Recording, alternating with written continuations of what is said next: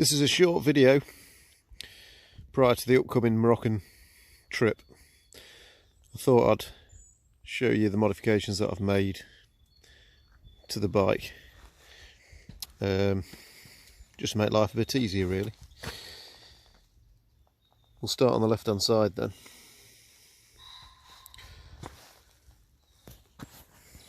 We've got here aftermarket gear selector. This wasn't actually fitted for the trip, but you know, it's handy. In order to get the bike down, let's probably bend out of the way. This is a bit exposed, so I'm still contemplating whether to put a shield on that, because I imagine that'd be expensive, like everything else. Yeah, so if the bike goes down, that can fold up out of the way. Hopefully the intention is it won't cause very much damage to it. Nothing different about the pegs. All I've done is taken the rubber inserts out. I just thought I'd get better grip with the boots that I use. Obviously got engine bars, and up here tank bars for the same reason. So minor spill, just pick the bike up and carry on. We don't want to be carrying out major repairs up in the mountains in Morocco.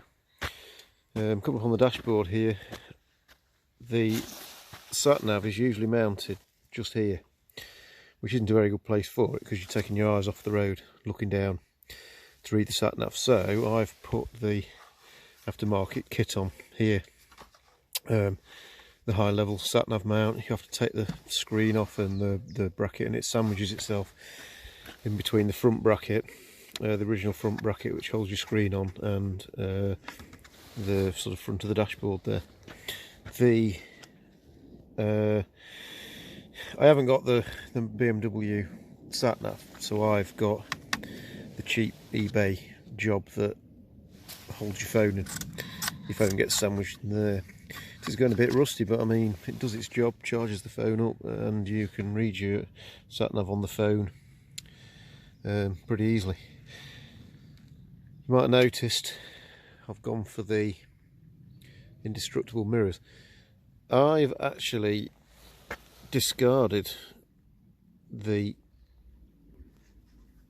arms that came with it, because it's really, I've been led to believe it's camera equipment, and the arms that came with it are quite heavy. So I've gone for these, again, cheap eBay jobs. These are actually made of plastic and they're shorter, and it pulls that in. So I find that even if I don't, because I've got the hand guards on here, I find that I don't have to fold them out of the way. And plus the benefit with these is, I'm sure you've seen the man hitting it with a cricket bat or whatever it is, baseball bat.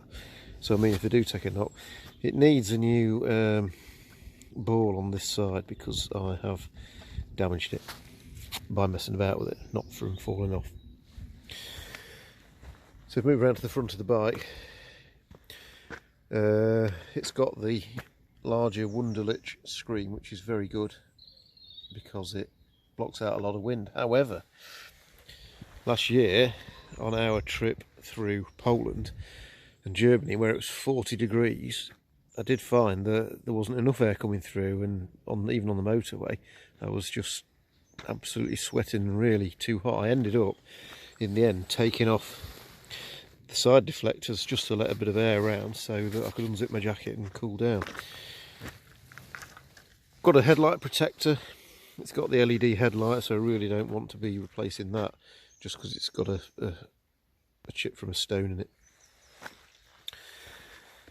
Moving around here, nothing much to talk about around here. Oh, just back up the dashboard, yeah, I've actually got the Andreani Misano Evo front fork cartridges, which are fantastic, really transform the handling of the bike, make it really, really nice and easy to ride. Okay, this side I've got, again, a cheap aftermarket fold up pedal for the same reason. If it goes down, it can fold up out the way. I did have the original, I had to cut off the original because it's a one piece welded onto this arm, so you have to actually chop that off with a hacksaw.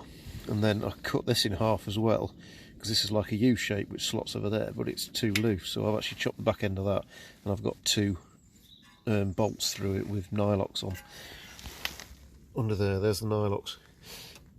Because I've done that though, the other attachment was higher up, which was lovely off-road and even on-road.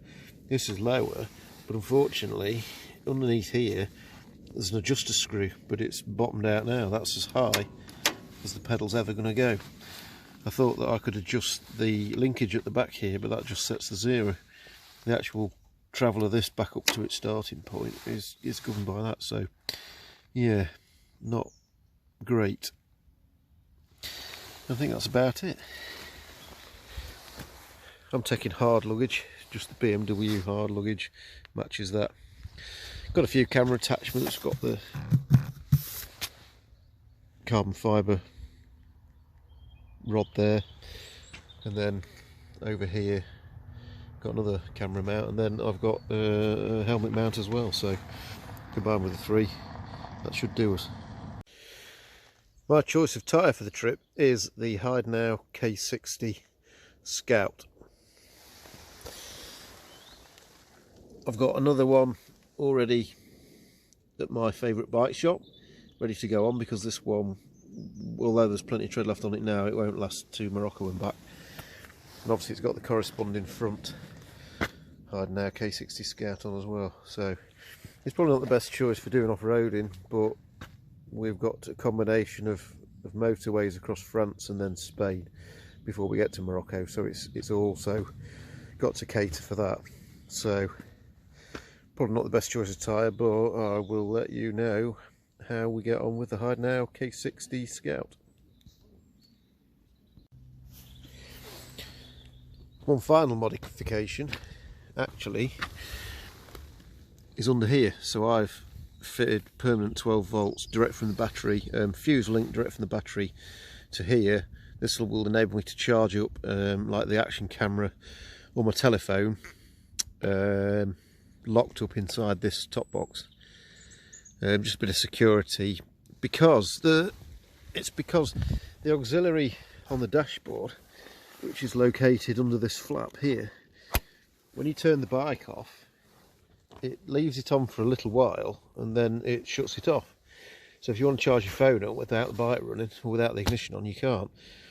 So I think what I've got set up back here is the best, because you ain't going to have the ignition on, so you're not draining power that way, plus you can charge your gear up.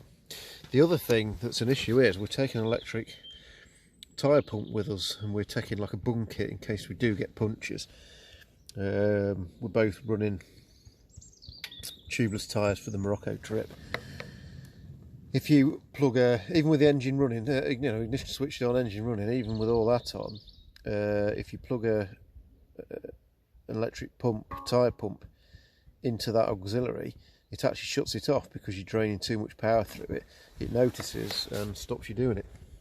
So again, that would have been a bit catastrophic if I'd not realised that until we got there. But fortunately I was checking stuff over, tried it, then looked into it online and realised that yeah, it does actually tell you that when you buy the pumps. I got it from Nippy Norman's, and it does actually tell you that when you buy it, that it won't work through the auxiliary. So that's a good point to mention.